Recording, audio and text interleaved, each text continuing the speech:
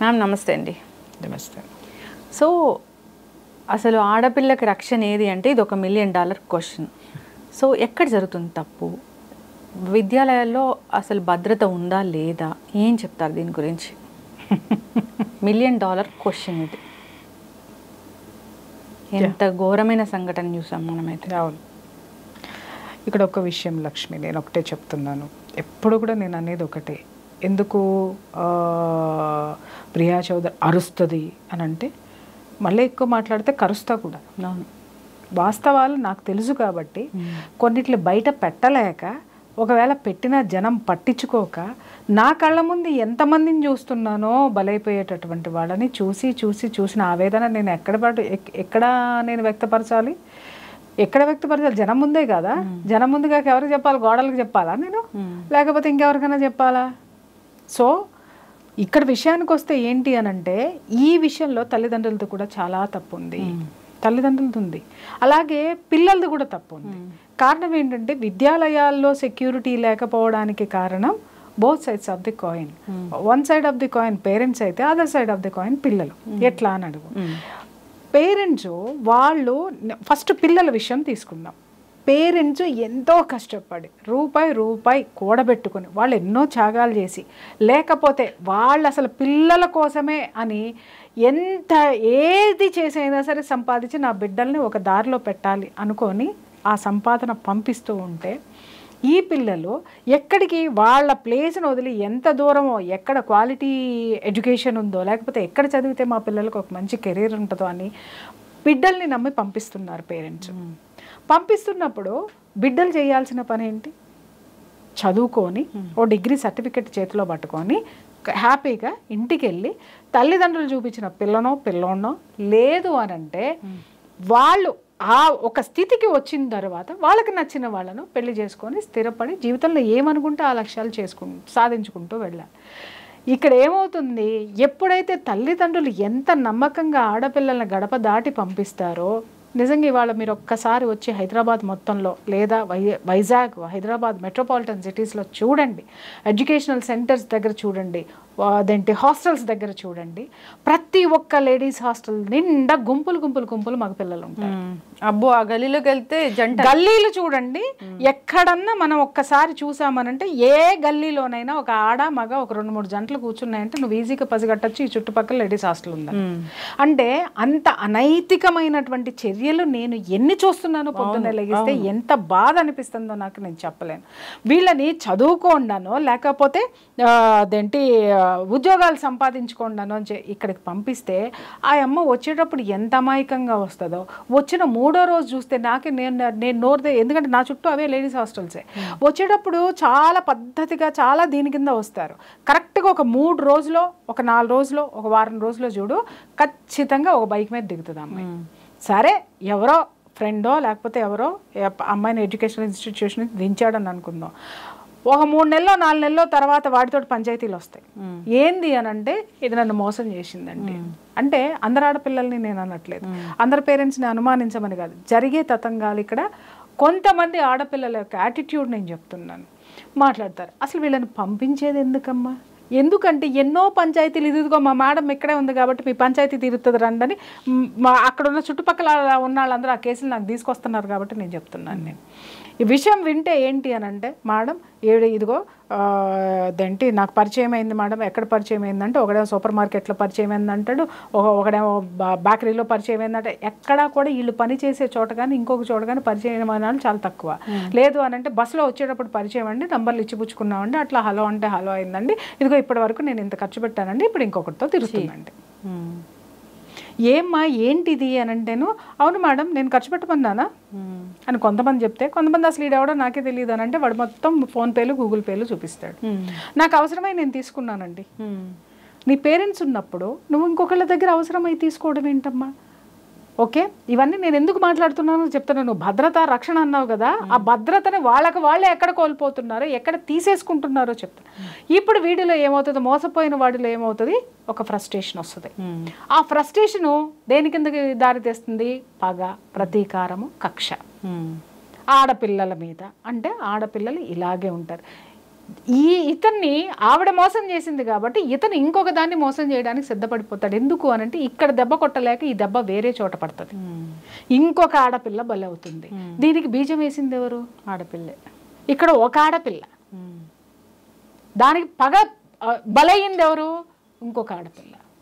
సరే, అవి పక్కన పెట్టండి.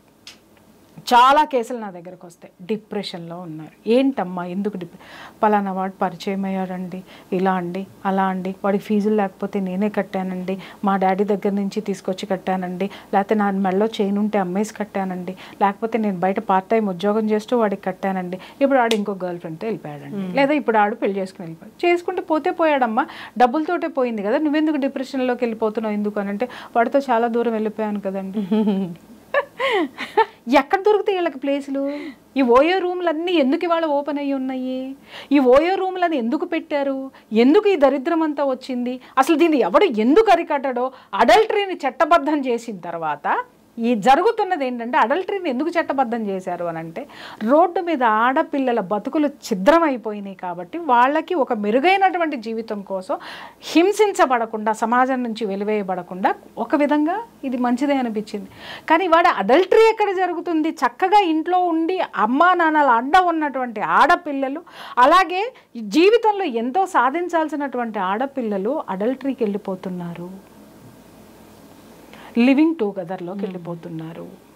ఇవాళ మనం ఈ రెండు పదాలు మాట్లాడద్దేమో. అడల్టరీ అని ఎందుకు నేను వాడాను అని అంటే, ఇందాక చెప్పే క్విడ్ ప్రోకో అనమాట. నీకు ఇది ఇస్తే నాకు అది ఇవ్వు. దాన్ని ఏమంటారు? అడల్టరీ అనరా? అవును. నువ్వు వాడి దగ్గర అన్ని డబ్బులు గూగుల్ పేలు ఫోన్ పేలు చేయించుకున్నావు, ఫేషియల్ చేయించుకున్నావు, అన్ని చేయించుకున్నావు, చివరికి అన్ని తూచన్నావు, ఆడి పానిక్ అటాక్లు వచ్చి ఆడి చచ్చాయి. రైట్? ఇక్కడ ఇంకొక వెర్షన్ వచ్చేసరికి లివింగ్ టుగెదర్. ఇది పెద్ద పాష్ మాట అనమాట. అంటే మేము ఒకళ్ళనొకళ్ళు అర్థం చేసుకుంటున్నామండి. అర్థం చేసుకోవాలంటే పడుకోవాలా? పచ్చిగా మాట్లాడుతున్నాను నేను, ఈ పదాలు వాడకూడదు నేను, కానీ కడుపు మండి మాట్లాడుతున్నాను నేను. ఏం చేస్తున్నారు మీరు బయటకు వచ్చి? మీ పేరెంట్స్ మిమ్మల్ని ఎందుకు పంపించారు? చివరికి పేరెంట్స్ పరిస్థితి ఎలా అయిపోయింది అంటే, ఏమన్నా వాళ్ళకి తెలుసమ్మా, తెలియకుండా మాత్రం ఉండవు.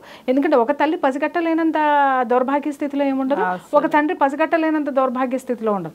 కొంతమంది పేరెంట్స్ నా దగ్గర వాపోతారు, మేడం అలా కాదు, పిల్లలు కదా, మా పిల్లలు తప్పు చేయరు, మేము బాగా పెంచామండి, కానీ ఇలా చేశారండి. అంటే నువ్వు బాగా పెంచితే వాళ్ళు ఎందుకు అట్ట తయారయ్యారు?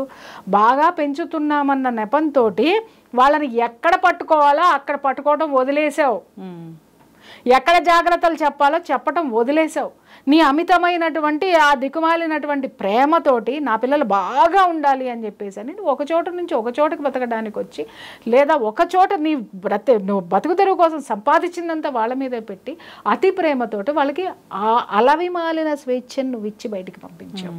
వాళ్ళు ఏం చేశారు దాన్ని? వాళ్ళు ఇంకొకటి, ఈ విధంగా ఆడపిల్లలు సమాజంలో కూడా ఏమవుతున్నారు అని అంటే భద్రతని కోల్పోతున్నారు. ఇది ఎవరికి అర్థం కానటువంటి విషయం. ఇవాళ ఈ అమ్మాయి టార్గెట్ అయ్యింది అని అంటే, సరే అమ్మాయి ఎక్కడో చోట భంగపడింది అనుకుందాం, లేదా వీడిని చీట్ చేసింది, ఇంకొకటి దగ్గరికి వెళ్ళింది, వాడు బాగున్నాడు, వాడిని పెళ్లి చేసుకుంది, అన్నీ బాగానే ఉంది, 2 పిల్లల్ని కంది, తర్వాత మళ్ళీ కేసు వస్తుంది. ఏందమ్మా అన్న, మేడం ఈ మధ్యనే బయటపడినాయండి, ఆవిడ ఫేస్బుక్లో ఆటలో వీటిలో అని ఈ పెద్ద మనిషి చెప్తూ ఉంటాడు. అదేంట్రా పెళ్ళికి ముందు ఎతకలేదా అని అంటే, పెళ్ళికి ముందు ఎతకలేదండి, నేను నమ్మాను ఆవిడ్ని. మరి ఇప్పుడు ఎందుకు ఎతికావు అని అంటే, ఆవిడ ద్వారా డౌట్ వచ్చిందండి. ఎందుకంటే పెళ్ళి 2 పిల్లలు పుట్టిన తర్వాత ఈడికి దీని మీద మోసిపోతుంది, ఇంకో దాని మీద మోసి వచ్చేసరికి ఇదేంటి అనేది దీని చరిత్ర వాడు బయటికి తీస్తాడు. అప్పుడు ఫేస్బుక్లు వస్తాయి. అంతకుముందు ఫేస్బుక్లు తెలియవా? తెలుసు. తెలియవని తెలియకుండా ఉన్న దాన్ని ఏమంటారు, అంత ప్రవరాఖ్యులు ఇక్కడ ఎవరు లేడు. వాడికి అన్నీ తెలుసు. కాకపోతే ఏంటంటే అదేదో ఒక విధంగా వాడి జీవితంలో ఫైనాన్షియల్గానో ఇంకో విధంగానో అది బాగుంటుంది కదా, ఆ స్థితి వరకు దాని అవసరం ఉంది కాబట్టి వాడు పెళ్లి చేసుకున్నాడు. ఆ అవసరం తీరిపోయిన తర్వాత, లేకపోతే ఆ కుతి తీరిపోయిన తర్వాత ఏం తెలుస్తుంది అని అంటే, దాన్ని వదిలించుకోవాలంటే దాని గతంలోకి వెళ్ళాలి. ఎందుకంటే దాని గతం గురించి వీడికి మొత్తం తెలుసు. అక్కడ ఏమైంది? అక్కడ టార్గెట్ చేయబడింది ఎవరు? ఆడపిల్లే. అవును. ఇక్కడ చాలామంది మాట్లాడుతూ ఉంటారు, ఆడపిల్లలు మోసం చేస్తున్నారండి, ఇక్కడ ఆడపిల్లలకు అర్థం కాని విషయం ఏంటంటే, మోసం చేసిన ఏ ఆడది మనశ్శాంతిగా లేదు. అది కూడా చెప్తాను నేను. ఎందుకనంటే ఏ నిమిషం నుంచి ఎటువైపు నుంచి ఎవడొస్తాడో అర్థం కాదు, ఏది ఫేస్ చేయాల్సి వస్తుందో అర్థం కాదు. ఒక తప్పును దాచిపుచ్చుకోవడానికి అబద్ధం చివరికి జీవితంలో తనకి తానే అబద్ధమై కూర్చున్నటువంటి ఆడపిల్లల సంఖ్య ఈరోజు ఎక్కువ ఉంది. ఇది ఆడపిల్లల వైపు ఉన్నటువంటిది. పేరెంట్స్ వైపుకి వచ్చి చూస్తే కొంతమంది ఆడపిల్లలు ఉన్నారు, పేరెంట్స్ గీసిన గీత దాటనటువంటి వాళ్ళు ఉన్నారు. అరే మా అమ్మ నాన్న మా కోసం ఇంత కష్టపడుతున్నారు, వీళ్ళ కోసం మేము చదవాలి, వీళ్ళు అనుకున్నది మేము సాధించాలి, లేదా మేము అనుకున్నది వాళ్ళు మా కోసం కష్టపడుతున్నారని బయటకు వస్తారు.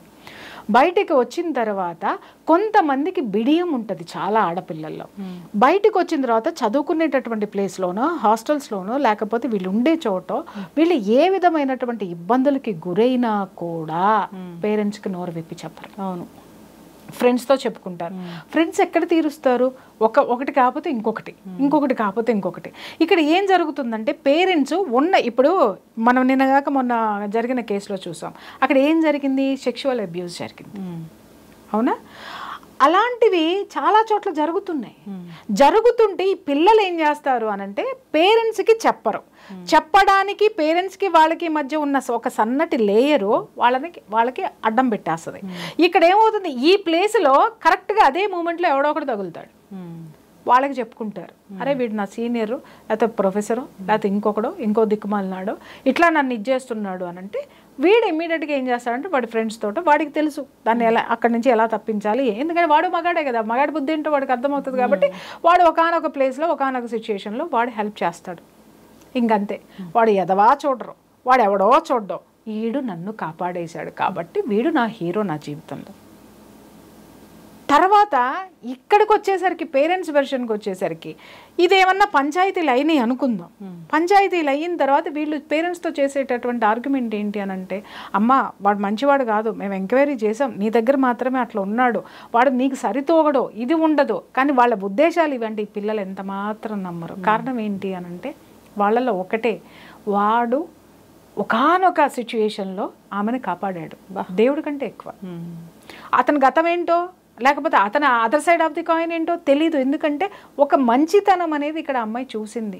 ఒక కాపాడు, ఇప్పుడు ఆపదలో ఉన్నప్పుడు ఎవడొచ్చి కుష్టాడొచ్చి నీకు మంచినీళ్ళు పోసినా వాడు దేవుడే. నీకు నీళ్ళు తాగనని నువ్వు అనవు కదా, ప్రాణం నిలవాలి, అలాగే అప్పుడు మానం నిలవాలి. తర్వాత లేదా అక్కడ ఏదో ఆ సిచ్యుయేషన్ నుంచి బయటపడాలి.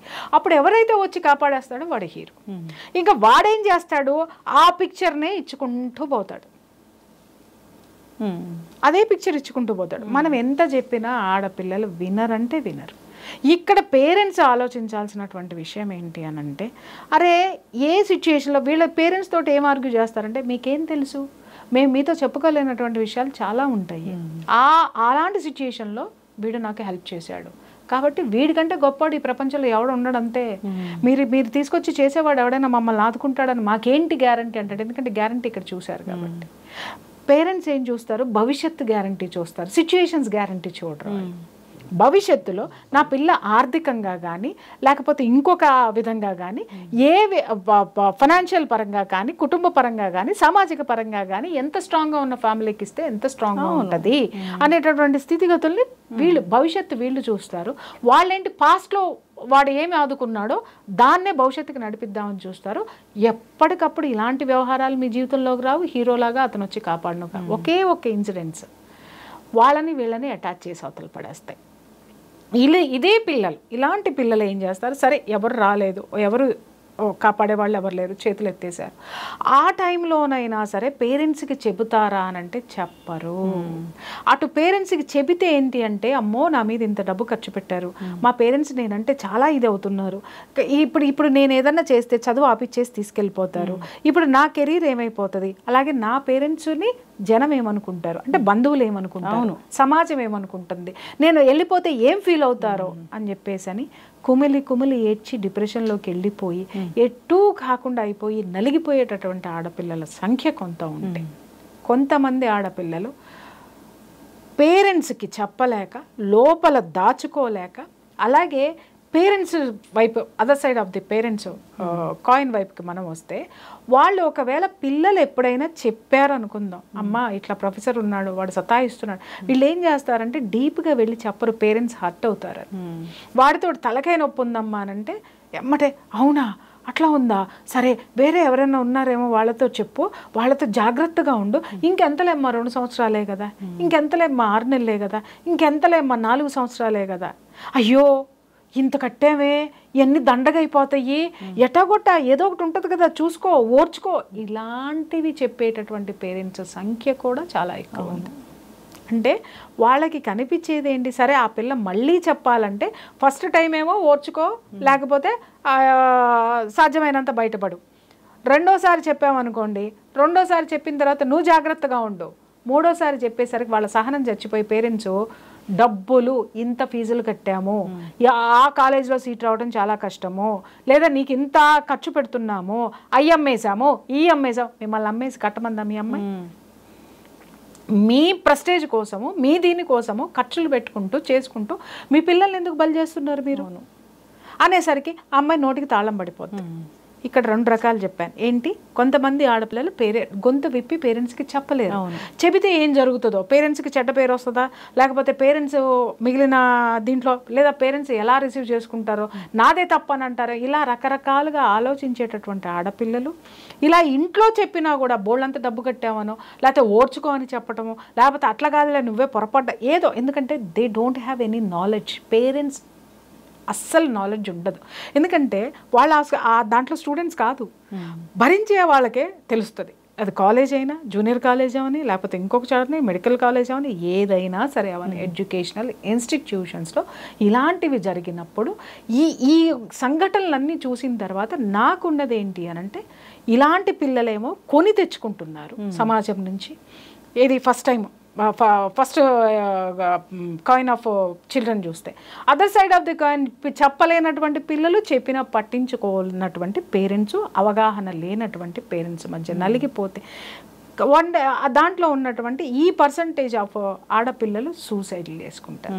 ఎందుకు మెడికల్ కాలేజ్లో ఆడపిల్లలు సూసైడ్ చేసుకుంటారు, ఎందుకు ఇంజనీరింగ్ కాలేజ్లో హాస్టల్స్లో, ఎక్స్పెషల్ హాస్టల్స్లో ఉన్న ఆడపిల్లలు సూసైడ్ చేసుకుంటారు, జూనియర్ కాలేజీల్లో ఉన్న ఆడపిల్లలు ఎందుకు సూసైడ్ చేసుకుంటారు? అన్ని సూసైడ్లకి కారణం ఏంటి అని అంటే లవ్ ఫెయిల్యూరు. ఇదొక్కటి చెప్పేస్తారు. లేదు ఆ అమ్మాయి చదువు ఒత్తిడి తట్టుకోలేక కాదు, other side of the coin చాలా ఉండే. లైంగిక వేధింపులు కావచ్చు, వాళ్ళు అడిగినంత జీతం, అడిగినంత ఫీజులు వీళ్ళు కట్టలేక పోస్ట్పోన్ అవ్వడం కావచ్చు, లేదా అటువైపు నుంచి తోటి విద్యార్థుల నుంచి లైంగిక వేధింపులు కావచ్చు, లేదా ఆడపిల్లలు తోటి ఆడపిల్లల నుంచి కూడా వీళ్ళకి లైంగిక వేధింపులతో పాటు ఇంకా నానా రకాలైనటువంటి ఈర్ష్య, అసూయ, ద్వేషాలతో కూడినటువంటి దాన్ని ఏమంటారు, ర్యాగింగ్ కావచ్చు. ఇవన్నీ ఎన్నో కారణాలు ఆడపిల్లలో గడప దాటినటువంటి ఆడపిల్ల జీవితాల్లో ఉన్నాయమ్మ. సో ఇవాళ చట్టాలన్నిటికీ చట్టాలు ఉన్నాయి, కానీ చట్టం ఏంటి అనేదే పిల్లలకి తెలియదు. ఇవాళ విద్యాలయాల్లో 2 సబ్జెక్టులు కంపల్సరీగా ఉండాలి. ఒకటి, ఆడపిల్ల రక్షణకి సంబంధించినటువంటి చట్టాలు ఏమున్నాయనేటటువంటి సబ్జెక్ట్ ఖచ్చితంగా ఉండాలి. అది ఆడపిల్లకి కనీసం ఊహ తెలిసినప్పటి నుంచి చెప్పుకుంటూ రావాల్సింది. రెండోది ఏంటి అనంటే సోషల్ రెస్పెక్ట్. సమాజానికి ఎలా గౌరవం ఇవ్వాలి, సమాజంలో ఉన్న మనుషులకి ఎలా గౌరవం ఇవ్వాలి, వాళ్ళు ఎలా మలుచుకోవాలి, పక్కవాడితో ఎలా ఉండాలి, అలాగే మగపిల్లలకి ఆడపిల్లలతో ఎలా మసలాలి, ఎలాంటి సిచ్యుయేషన్స్ ఉంటాయి, వాళ్ళకి ఎలా గౌరవాన్ని ఇవ్వాలి, గౌరవం ఎలా పుచ్చుకోవాలి అనేటటువంటి నాలెడ్జ్కి సంబంధించిన సబ్జెక్టు ఖచ్చితంగా విద్యాలయాల్లో ఉండాలి. మగపిల్లల ఆడపిల్లల పట్ల రెస్పెక్ట్ ఉండాలి, సమాజం పట్ల రెస్పెక్ట్ ఉండాలి. అవి రేకే కదా ఈరోజు ఇవన్నీ జరుగుతున్నాయి. అలాగే ఆడపిల్లలకు కూడా ఉండాలి ఏంటంటే, ఆవిడకున్నటువంటి లాలో, ఆవిడకున్నటువంటి చట్టంలో ఆవిడకున్నటువంటి రక్షణ ఏముంది, ఆవిడకున్నటువంటి ప్రొటెక్షన్కి సంబంధించినటువంటి ఆ సెక్షన్స్ ఏమున్నాయి, వాటి పట్ల అవగాహన పూర్తిగా ఉండాలి. లేదు ఈ సబ్జెక్టులు ఎవరూ పెట్టలేదు, మగపిల్లలకి ఇంటి దగ్గర తల్లిదండ్రులు చెప్పాలి, అరే నువ్వు బయటికి వెళ్తున్నావు, ఆడపిల్లని కన్నెత్తి చూస్తే కొడక కళ్ళు పీకేస్తానని ఆ తండ్రి చెప్పాలి, ఆడపిల్లని ఏడిపించావంటే విషం పెట్టి చంపేస్తానని ఆ అమ్మ చెప్పాలి. అంటే నేను మాట్లాడే మాటలు మీకు చాలా భారంగా అనిపించవచ్చు, కానీ ఈరోజు ఒక ఆడపిల్ల కానీ మీరు మాట్లాడుతున్నారు, ఎక్కడో ఒక కేసు అని అంటున్నాం, కానీ రోజుకి ఎన్ని కేసులు నమోదవుతున్నాయో ఎవరికైనా సంఖ్య తెలుసా? ఎంతమంది ఆడపిల్లలు బలవుతున్నారు, ఎంతమంది భార్యలు ఆ గౌరవం లేక నా దగ్గరికి పరిగెట్టుకొని వస్తున్నారు, ఎంతమంది అక్క చెల్లెళ్ళు ఉద్యోగం చేసే చోట లైంగిక వేధింపులకి గురవుతున్నారు, ఎంతమంది ఎన్ని ఉన్నాయో నాకు తెలుసమ్మా. అందుకే మాట్లాడుతున్నాను, అరే ఎవరు జోలికన్నా వెళ్ళామంటే సంపేస్తా అనేటటువంటి భయం ఎక్కడి నుంచి పుట్టాలి? ఇంటి నుంచే పుట్టాలి. అప్పుడు వాడేం చేస్తాడు, చిన్నప్పటి నుంచి ఒరే నాకు ఇంటికి వెళ్తే అన్నం దొరకదు, నాకు ఇంటికి వెళ్తే మా నాన్న బెల్ట్ తీస్తాడు, ఇంకేమన్నా ఎక్కువ చేస్తే మా అమ్మ ఆల్రెడీ నన్ను చంపేస్తానని వార్నింగ్ ఇచ్చింది, అమ్మో నా ఇంట్లో నాకు ప్లేస్ ఉండదు అనేటటువంటి ఫీలింగ్ని గనక మీరు ఒక మగపిల్లవాడిలో తీసుకురాగలిగితే ఈ తల్లిదండ్రులు, మగపిల్లాడు అనగానే ఇలా కొమ్ములు వచ్చేసినట్టు పెంచుతున్నారు ఇవాళ. ఇది నేను ఒక్కటే చెప్తున్నాను కదా, ఎవరిని తయారు చేస్తున్నారు మీరు తెలుసా? ఎవరిని తయారు చేస్తున్నారు? ఈ సమాజంలో ఒక హంతకుడిని తయారు చేస్తున్నారు, ఒక రేపిస్ట్ని తయారు చేస్తున్నారు, ఇంకా ఎక్కువ మాటల ఒక మర్డరర్ని తయారు చేస్తున్నారు మీరు. ఎస్, ఇవన్నీ కూడా నేను చెప్తున్నాను కదా, ఒక కారణం కాదు తల్లి. భద్రత ఏది ఉంది అంటే చట్టంలో ఎందుకు లేవు? చట్టం ఎవడన్నా చదివాడా? న్యాయశాస్త్రం ఎవడన్నా చదివాడా? ఆడపిల్లకు ఉన్నటువంటి రక్షణ ఏముంది? న్యాయస్థానాల్లో ఎలాంటి రక్షణలు ఉన్నాయి? ఈ సమాజంలో బ్రతకడానికి న్యాయస్థానం ఎలాంటి రక్షణ కల్పించింది? చట్టంలో ఏమున్నాయి? చదువుకున్నారా? ఏ పేరెంట్స్ అయినా పేరెంట్స్కి తెలియదు, పిల్లలకి తెలియదు, పక్కింటాడికి తెలియదు, బాస్కి తెలియదు, ఎవడికి తెలియదు, ఎవడ పని ఆడు చేసుకుంటూ పోతూ ఉన్నాడు. ఎస్, ఎప్పుడు మనం ఇట్లా వెనకమాల పడుతున్నామంటే మనకి ఏదో ఒక కేసు సంచలనమైనప్పుడు మాత్రమే దీని గురించి ఒక 10 నిమిషాలు మాట్లాడుకుని వదిలేస్తున్నాం. నిత్యం దీని మీద డిస్కషన్లు పెట్టేటటువంటి ఛానల్స్ ఎన్ని ఉన్నాయి? నిత్యం దీని మీద మాట్లాడేటటువంటి బాధ్యతాయుతమైనటువంటి వాళ్ళు ఉన్నారు, లేరని నేను అనట్లా, కానీ వాళ్ళ గొంతుకలు సరిపోవడం లేదే. కొందరైతే కంటెంట్ చేస్తారు, ఆడపిల్లల మీద నానా మాటలు అంటూ చేస్తారు, ఆడపిల్లల్ని నానా రకాలుగా అనిపిస్తూ చేస్తారు. అందాకెందుకమ్మా, నిన్న నిన్న నిన్న నిన్న కలకత్తాలో జరిగిన ఇష్యూ మీద ఒక్కసారి సోషల్ మీడియాలో కొంతమంది మగపిల్లలు పెట్టిన పోస్టులు చూడండి. ఒక్కొక్కడిది కత్తిరించి కుమ్మి వాళ్ళ అమ్మా నాన్న ముందే వాడి ముఖం మీద ఉమ్ము ఇయ్యాలన్నంత కసి వచ్చింది నాకైతే మాత్రం. అంటే ఒక్కొక్కడు ఎలాంటి కామెంట్స్ పెట్టాడో తెలుసా? ఒకడు పెట్టాడు, ఇది ఏమంత అందంగా ఉందని 10 మంది దీని వెనకమాల పడ్డ దీన్ని అంత ఇదిగా మానభంగం చేశారని ఒకడు పెట్టాడు. ఇంకొకడు అన్నాడు, ఇంకొకడు ఏం పోస్ట్ పెట్టాడో చెప్పమంటావా? అంటే నార్మల్గా ఉన్న ఆడదానమ్మడు కూడా ఇంతమంది పడింది, ఇలా చేస్తారా? ఇలాంటి మగాళ్ళు కూడా ఈ దేశంలో ఉన్నారా? అంత సంస్కారంగా పెంచారు తల్లిదండ్రులు. ఎంత సంస్కారవంతమైన తల్లిదండ్రులో చెప్తున్నాను. ఇవాళ నిజంగా బాధ్యతాయుతమైనటువంటి పేరెంట్స్ కనుక ఉంటే మీ పిల్లల ఇన్స్టాగ్రాములు, మీ పిల్లల ఫేస్బుక్లు ఓపెన్ చేసి చూడండి చాలు, ఆడపిల్లైనా మగపిల్లైనా వాళ్ళు ఎట్టాంటి వాళ్ళు అనేది అర్థమైపోతుంది. రేపు వాళ్ళ ఎదుగుదల ఎలాంటిది, వాళ్ళ మనస్తత్వం ఎలాంటిది, వాళ్ళు రేపొద్దున సమాజంలో మీకు ఎంత గొప్ప కీర్తి కిరీటాలు తీసుకొస్తున్నారో కూడా అర్థమవుతుంది. ఈ కామెంట్స్ పెట్టే వాళ్ళు నిజంగా ముందు పేరెంట్స్ బాధ్యతారాహిత్యంగా ఉన్నారు. ఎక్కడ పిల్లల్ని పెంచడంలో మాత్రమే కాదు, సమాజంలో జరిగేటటువంటి ఇలాంటి నేరాల్ని ప్రతిఘటించడంలో కూడా బాధ్యతారాహిత్యంగానే ఉన్నారు. నాదేం పోయిందిలే, అడో ఒకడు స్కూటర్ మీద పోతూ ఉంటాడు, పక్కన ఏదైనా జరిగితే మా పిల్లల్ని తొందరగా స్కూల్కి తీసుకెళ్లాలంటాడు, కానీ యాక్సిడెంట్ అయి పడిపోతున్నాడు, కనీసం అంబులెన్స్కి కూడా ఎవడో ఫోన్ చేయనటువంటి బాధ్యతారాహిత్యమైనటువంటి సమాజంలో ఇవాళ మనం లేవా? ఖచ్చితంగా. భద్రత అంటే భద్రత మన దగ్గరే ఉంది, కానీ దానికి ఏం చేసామో, భద్రతను ఏం చేసామో మనం గాలికి వదిలేసి మనం ఏది చేయకూడదో అది చేస్తూ భద్రతకి కూడా భద్రత లేనంతగా చేసుకున్నాం. ఖచ్చితంగా మార్పు రావాలని కోరుకుందాం. సో ఇలాంటి ఎపిసోడ్స్ గతంలో కూడా ఎన్నో చేసాము. సో మాట్లాడాము రక్షణ ఏది, ఎలా పెంచాలి తల్లిదండ్రులు మగపిల్లల్ని అని. సో ఇదొక ప్రశ్నార్థకంగానే మిగిలిపోయింది. సో మార్పు అనేది ఖచ్చితంగా రావాలని కోరుకుందాం. ధన్యవాదాలు. Thank you.